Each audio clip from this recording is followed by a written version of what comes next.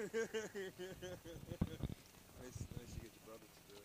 Anyway, getting back to the subject. Okay, back to the subject. So we were talking about my views, my ideology. So here's the thing.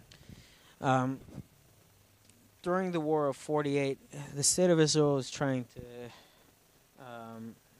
to grow, trying to actually survive.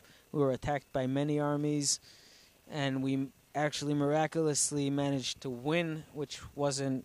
I see it as a miracle. And so the years go by. The Arab countries still try to attack us, but not. It wasn't wars. It was small attacks here and there.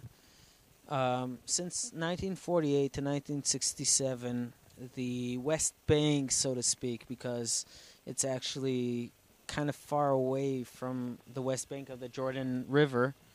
The Jordan River runs kilometers away from where I lived, but Where do you live? I live in Gush Etzion, which is near Bethlehem, which was where Jacob, which is where Jacob buried his beloved wife Rachel, Rachel. When I was a kid, we still used to go through Bethlehem, and we would recite a psalm every time we drove by the grave. And then later on, the Oslo agreements came, and in the Oslo agreements, the state of Israel gave Bethlehem back to the Palestinians. And I say Palestinians, although, in my opinion, there is no such nation. They're part of the national Arab uprising that started in the 20s of the last century. Whenever Hitler came to power, they started. Right. The So that Nazi was Party. Haj Amin al-Husseini, which was the Mufti of Jerusalem. Hitler came to power, that's basically when PLO was formed. Right. No, the PLO was formed in 1967. No, actually 1964, I think. No, it's when 3 they years sat down before. in the conference with all the other Nazis, that's when the PLO was formed.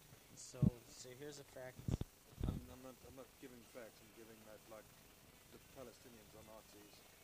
The Palestinians, the That's what I'm authorities, saying, man. are I'm not- definitely Nazis. Well, you can see by the propaganda. The Arabs have never had like something that's actually like the Arab Brotherhood, all that kind of stuff. There's nothing. There's no Muslim concrete- Brotherhood in Egypt. Whatever. That's the godfather of Hamas. You can say that it was formed in this time, founded. Jews founded things. Jews found things. Like they start things, they establish things. All good companies are established by Jews. Arabs don't really. They get together, they rape, they kill, and they enslave people. That's their form. They don't really establish anything. They've never done anything. I've just recently seen a video by a Muslim sheikh speaking of that topic, and he said the same thing. He said that the Muslim world does not have an industry. It does not. People don't work. They work for 27 minutes a day. That's the average work day. I'm sure people in America are putting 12 hours a day. In the Middle East, the Arabs, in Israel, how long do you work for?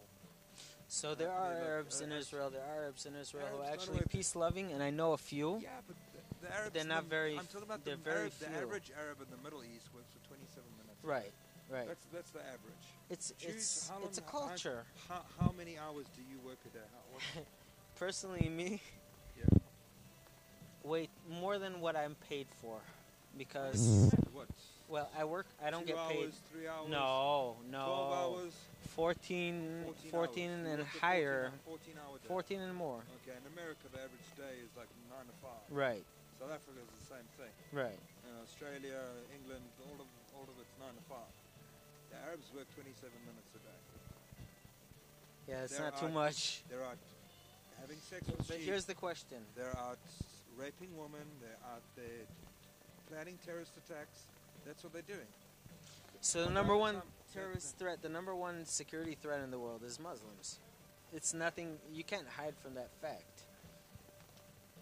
The number one security... I would say it's uneducated people, like Arabs, are uneducated. They're like, Right, they're so it's a far culture right. thing. They're far right. I mean, although they're now deemed as far left because like far left people are like it's supposed to be peace-loving people, but it's actually it's a crock of lies. Basically, the people that are far left, peaceful, the liberalists and all those other people, those yakety schmacketys, they're actually the far right. They're very violent people.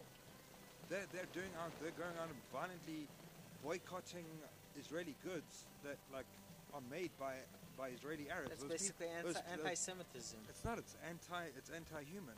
Right.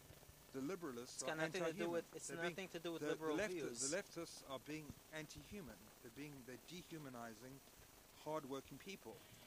Leftists have become like people that just gain off the actual like the livelihood of good people.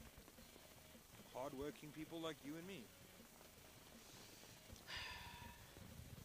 So let's drink a beer, pray to Hashem, and one day these leftists will actually get the answers that they justly deserve. But here's the problem. Here in Israel, the government is supposedly right-wing. Do you know what the problem is? There's no problems in Israel. Everyone's just making it there's problems, but there's no real problems. I mean, we have terrorism. That's a problem. In Africa, there's every 6 seconds a woman is raped. That's a problem. So in America, they have in Chicago the same. In a month, they have the same amount of violence that Israel has in a year. So that's a bigger problem, but it's not. It doesn't mean that it's not a problem. It has to be dealt with. I mean, terrorism is something that has to be dealt with. The problem is that the whole world always had a problem with the Jews, and that comes from the Bible. So if you just have a little bit of faith, believe in whoever you want to believe in, but we believe in God, everything will be right. So I want to speak about my view of what has to be done. I know we're still recording, man. I'm not stupid. Yeah, I know. So I want to talk about what is my solution to the situation here in Israel.